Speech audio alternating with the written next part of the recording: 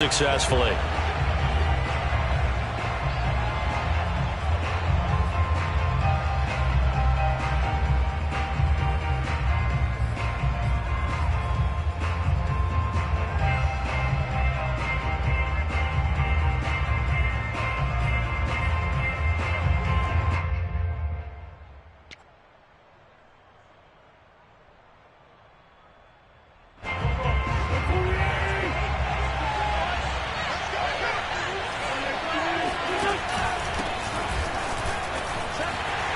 They're going to get 9 here on first down as he gets this one up to the 34-yard line.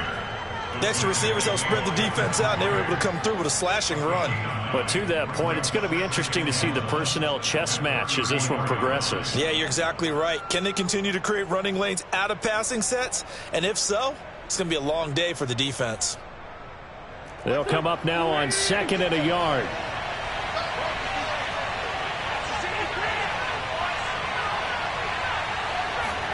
On play action, Wentz. That's complete to Jack Doyle, the tight end. Wentz to Doyle there, first down, Colts. Carson Wentz had Zach Ertz and later Dallas Goedert during his time in Philadelphia as excellent tight ends. But I think he'll grow to like Jack Doyle as well with the Colts. That connection there gives him a first down. Oh, he's got some breathing room. And he takes this one in for a Colts touchdown. The CD, I mean, there are touchdown runs, and then there are touchdown runs. And that one certainly fell into the latter category. Now, that deserves a couple exclamation points. I think defensively, when you look at a play like that, that's when everyone looks at their teammates and starts shaking their heads a little bit, because now you're wondering, what are we in for? Worked all week to try and limit the big play ability that he possesses, and he winds up taking one to the house in the very first quarter. That was a tremendous run. And this will not be returnable. It's out of the back of the end zone for a touchback.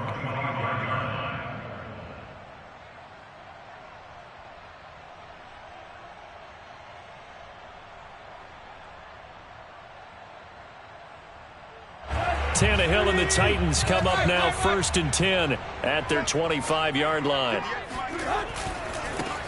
Now a first carry for Derrick Henry. And they're going to stop him right at the line of scrimmage. Just no cutback lane to be found whatsoever. 2nd and 10.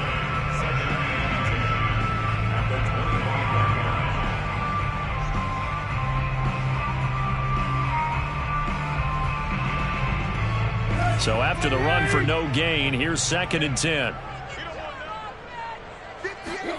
Out of the gun, Tannehill. Under pressure, and he's going to go down. Tannehill sacked. I spent a lot of extra time preparing for this game, watching this offensive line, because they gave up 5 sacks last week in their loss. They just gave up another one now. They don't seem to be working together as a cohesive unit. Right? 4 guys might have it right, but the 5th guy is giving something up. They've got to find a way to all get on the same page.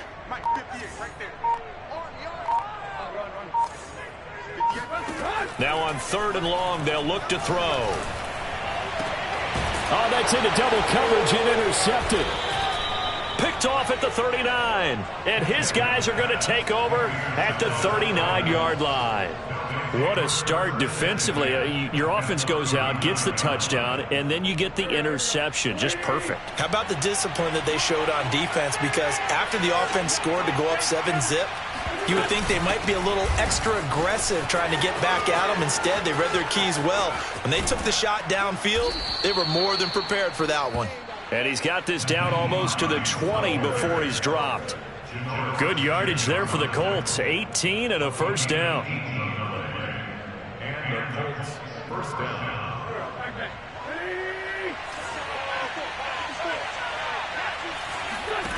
To throw, it's Wentz. They'll try and set up the screen to Hines.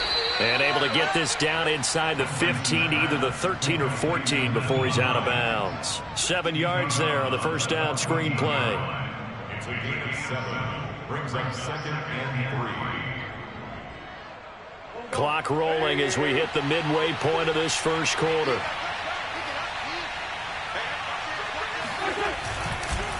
On second down now, it's Taylor, and he'll get it here to the 10-yard line. 4 yards the pickup, first down. So many teams want to throw the ball in this situation nowadays, but I love watching a team that has enough confidence to go ahead and run the football in that situation. That's almost a tendency breaker. So not quite a first and goal. It's first and 10 from the 10.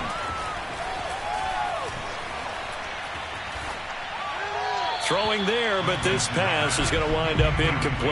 And I can see the officials kind of looking at each other down there, silently wondering, does this meet the level of grounding? Fortunately, he did have a receiver in the area, but I have seen less obvious throwaways called as penalties.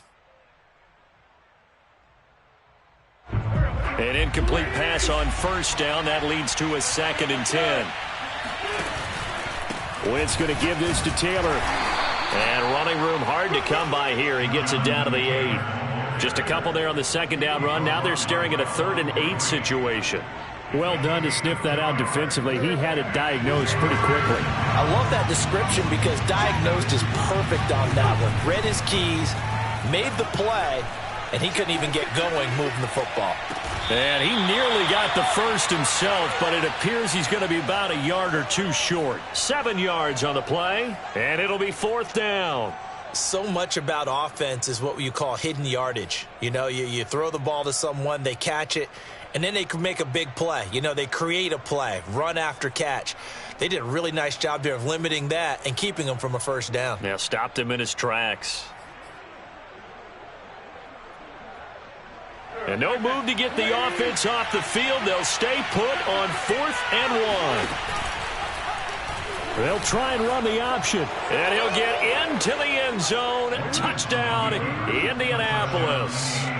Carson Wentz, his 3rd touchdown now on the year. And the Colts lead this now 13-0 here in the opening quarter of the ball game. Extra point by Blankenship is up and good. And that'll make the score 14-0.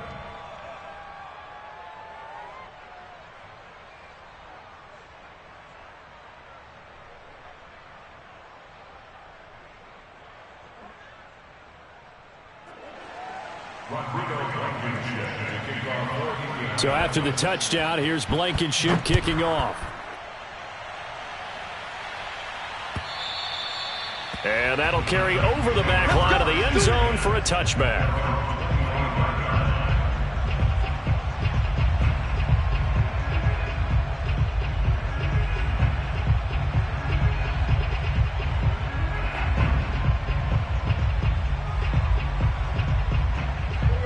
The Titans offense set to begin the drive. Now, early on, you know, Charles, every game could be called a measuring stick game. But I think when it comes within your division like this, it's a measuring stick game with a little extra intrigue.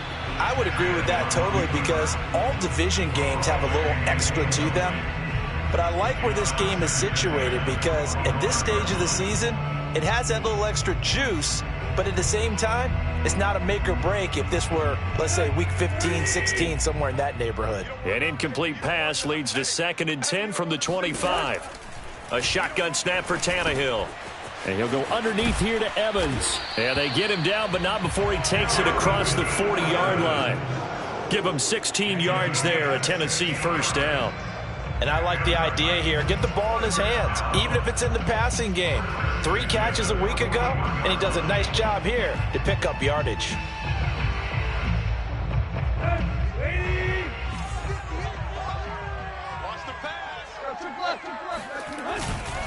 A first down carry for Henry.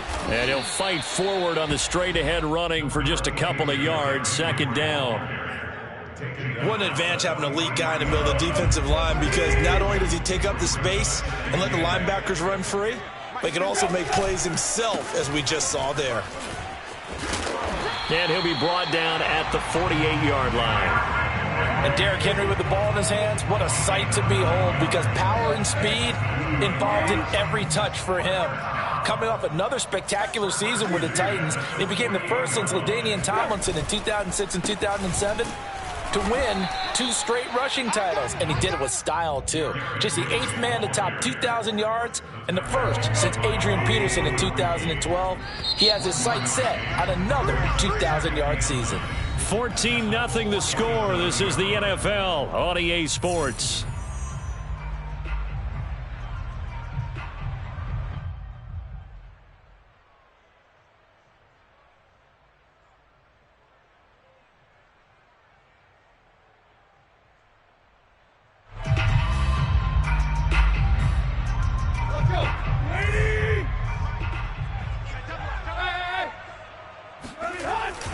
On second down, here's Henry. Only a yard of the pickup there, and it'll bring up a third down. I do know from experience that when you slow down someone's running game, you're now doing the dictating on defense. And guess what? Now you're getting ready to tee off on their quarterback because they have to throw it all the time. But you still have to be alert for the draws and other plays of that nature to make sure you don't get hurt.